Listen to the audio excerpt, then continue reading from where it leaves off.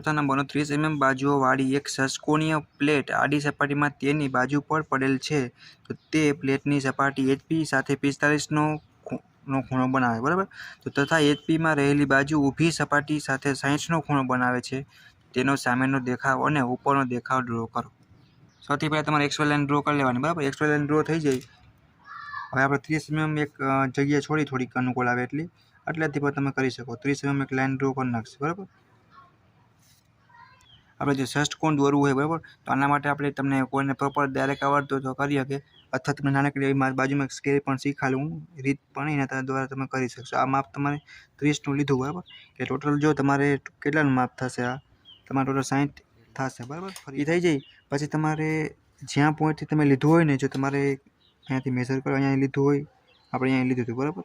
તો આ જે પોઈન્ટ મળે ત્યાંથી આપણે એક નાનકડી એવી લીટી ડ્રો કરી નાખશે, બરાબર. નાનકડી એવી લીટી પછી શું કરશે કે 30 માપ છે જ આપણું જ્યાં લાઈન હતી એટલી, બરાબર.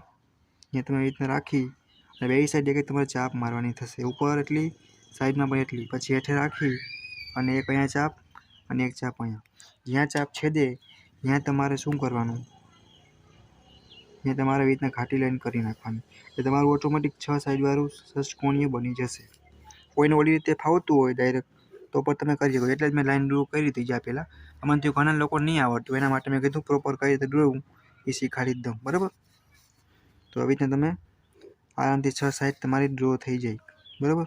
આ થઈ જાય પછી વધારાનું સર્કલ હોય એ તમારે રફ કરવું પડશે રાખવાનું, નકર થોડુંક ખરાબ લાગે, તમારે રફ કરી નાખવાનું. હવે તમારે પોઝિશન ઉપર ખેંચી જવાનું, બરાબર. તો જો પહેલું પોઝિશન આપણું આ જ લાઈનમાં સીધે સીધું આવશે, બીજું આપણું છે એ આ લાઈનમાંથી નીકળીને ઉપર જશે, બરાબર. એક આ અને એક આપણું આ થઈ ગયા 3 પોઝિશન. પછી તમારે નામ દઈ દેવાના, A ડેશ, અહીંયા B, અત્યારે આપણે ડેશ નહીં આપીએ, ડેશ ઉપર આપશે એટલે C, અહીંયા D, E, F, બરાબર. આ આપી દીધા પછી તમે શું કરશો, જો અહીંયાથી આપણે હવે ડેશ આપતા જઈએ, A ડેશ સાથે બીજું શું B તો B ડેશ, બરાબર.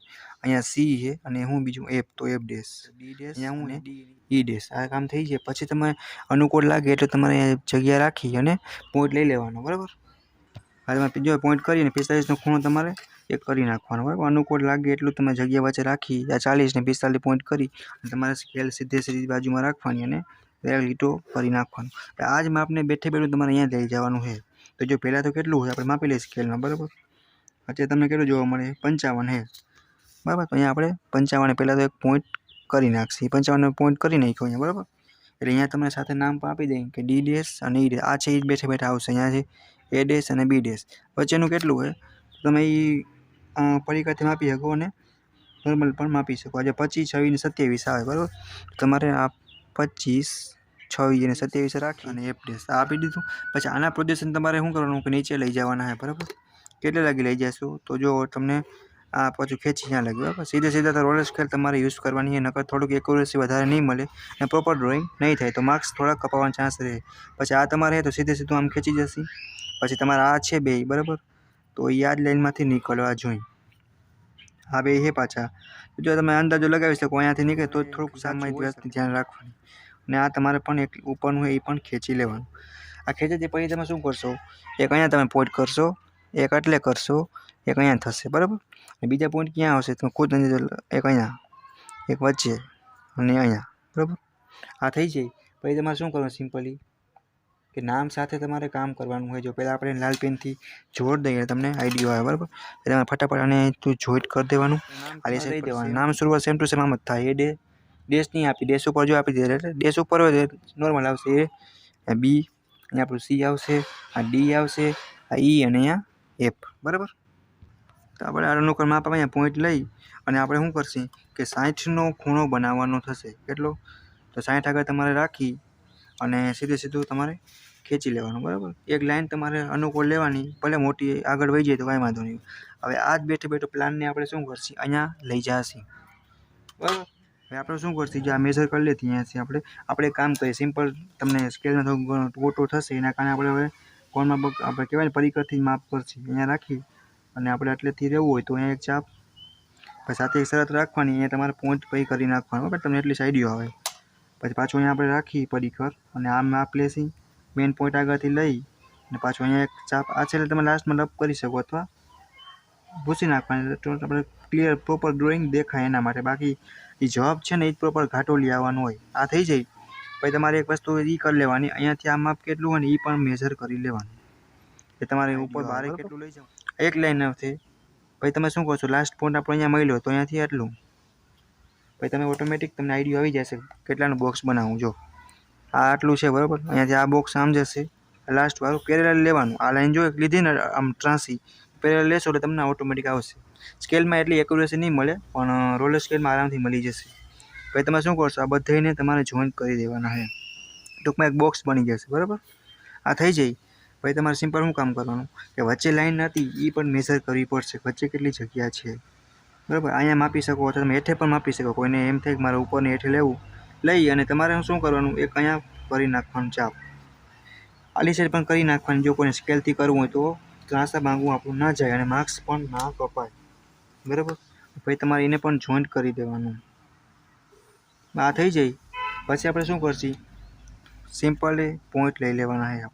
બેઠે બેઠું આ પ્લાનને આપણે અહીંયા લીધો બરાબર. આપણે તો સ્પીડ બને એટલે આપણે એક્યુરેસી જાળવી જ છે, પણ તમારે એક્ઝામમાં માર્ક્સ લેવાના હોય એટલે તમારે એ વાતનું ધ્યાન રાખવાનું બરાબર. આ આપણું થઈ ગયું. જો તમે જેમ બને એમ પ્રોપર ડ્રોઈંગ દેખાવું. જો કદાચ વચ્ચે ભૂલ રહી હોય ને તો એક્ઝામિનરને એવું જ લાગવું જોઈએ કે ના પ્રોપર મેથડ છે. આજ તમારું વાંકાચૂકું હોય જાય, આખું પ્રોપર ના દેખાતું હોય તો આપણે કેમ માર્ક્સ મળે. તમે જુઓ એક્યુરેસી કેટલી, અહીંયા આટલું હતું, અહીંયા આટલું થયું, આવું થયું. એક આમથી આમ થઈ જાય, છે 100 જેટલો ભાગ છે, ભૂલ બધેથી થાય પણ જવાબ આવવો જોઈએ બરાબર. નામ આપણે આપી દઈશું, અહીંયા એ, અહીંયા આપશે બી, અહીંયા આપણે સી, આ ડી, અહીંયા ઈ. પ્રોજેક્શન ઉપર લઈ જશે એની પહેલાં આપણે શું કામ કરશું, થોડુંક તકલીફ ના પડે બરાબર. તમારી એક્યુરેસી મતલબ ચોકસાઈ ડ્રોઈંગ દેખાવું જોઈએ બરાબર. ગરબા ગોટાળો થશે તો માર્ક્સ ફટાફટ કપાઈ જશે. આ થઈ ગયું બે. હવે આપણે શું કરશું કે આ લાઈનને પણ એટલા, જો તમે પેન્સિલથી તમને નહીં દેખાય એના કારણે બોલ પેનથી કરો બરાબર. બાકી તમારે બધું બોલ પેનથી જ કરવાનું નથી, પેન્સિલથી જ ડ્રોઈંગ. આ જેટલા તમને પોઈન્ટ મળે એ તમારે ઉપર ખેંચી જવાના છે. એક અહીંયાથી એક મળશે, આપણે આ પણ ઉપર જશે, એક આ મળશે એ પણ ઉપર, પછી એક હા બરાબર એ પણ ઉપર ખેંચી જશે, એક અહીંયાથી મળશે. પ્રોજેક્શન ખેંચવાના છે મિત્રો, બીજું કાંઈ કરવાનું નથી. સિમ્પલ એવા છે, થોડીક મહેનત અને પ્રોપર પ્રેક્ટિસ હશે એટલે તમારું કામ સિમ્પલ અને સહેલું થઈ જશે. એક્સ વાય લાઈન તમે ના દેખાતી હોય એના માટે અત્યારે થોડી ઘાટી કરી દઉં બરાબર. તો ઘટે તો વધારી નાખવાની, ટેન્શન નહીં લેવાનું. આપણે કામ કરીએ આખી એક્સ વાય લાઈને થોડીક બ્લુ ઘાટી કરી નાખી બરાબર, એટલે તમને પાઠ પડે તો ખબર પડે. આ એક્સ અને વાય આપણે અહીંયા આ થઈ જાય. પછી પોઈન્ટ ક્યાં પડે છે, જો એક પોઈન્ટ તમને લાસ્ટમાં મળશે અહીંયા, એક પોઈન્ટ તમને ક્યાં મળશે કે અહીંયા મળશે બરાબર, એક આપણે એટલે મળશે. તો ઘાટું કરવાનું તમને કન્ફ્યુઝન ઊભું, એક અહીંયા મળશે, એક એટલે મળશે, એક છોડીને એક અહીંયા મળશે. બસ તમારે બીજું કાંઈ નથી કરવાનું. હવે તમારે આને પ્રોપર જોઈન્ટ કરી દેવાનું છે. આ જોઈન્ટ કરી નાખશો એટલે તમારો આન્સર હતો એ ઓટોમેટિક મળી જશે. એવું સિમ્પલ અને સરસ છે. રોકડા માર્ક્સ આવે ફ્રેન્ડ, પણ તમારી મહેનતની પ્રેક્ટિસ નહીં હોય ને ખૂણા નહીં સમજાય તો આ માર્ક્સ જશે. આના માર્ક્સ જશે ને જે લોકોને ડ્રોઈંગ ઓછા ફાવે એ લોકો ફેલ થશે બરાબર. એટલે આ સીટને ખાસ ઇગ્નોર ના કરે અને પ્રોપર ધ્યાન રાખે. નામ પણ આપી દેવાના. જો હેઠે હતું ને એ જ નામ આપશે. કોઈને એવું પ્રોબ્લેમ થાય કે મારે ક્યું આપવું તો એ જોઈ બરાબર. પછી તમે શું કરશો, અહીંયા સી ડેશ, ડી ડેશ, અહીંયા ઈ ડેશ અને અહીંયા તમારું છે લાસ્ટમાં એફ ડેશ બરાબર. એટલે નામ તમે પ્રોપર આપી દેવાના. જેટલું આ બધું ઘાટું કરી તમારું ઘાટું આવશે. અહીંયાથી ધક્કો મારતો આપણો જે કોણી હોય આપણે અહીંયા 60 ડિગ્રી આવું કંઈક થાય, ઉપર પ્રોજેક્શન ખેંચી દે એટલે આવો થાય બરાબર. આ પ્રોજેક્શન આમ ખેંચવાના જેટલા હોય એટલા, બાકીની વધારે લાઈન હશે જો આ કોઈ તો ટેન્શન નથી. આ જેટલા પ્રોબ્લેમ હું 4 થી 5 પ્રોબ્લેમ કરાવીશ બરાબર, કેટલા પ્રોબ્લેમ 4 થી 5 કરાવીશ, એમાંથી જેટીની અંદર ઓછામાં ઓછા 2 હશે અથવામાં.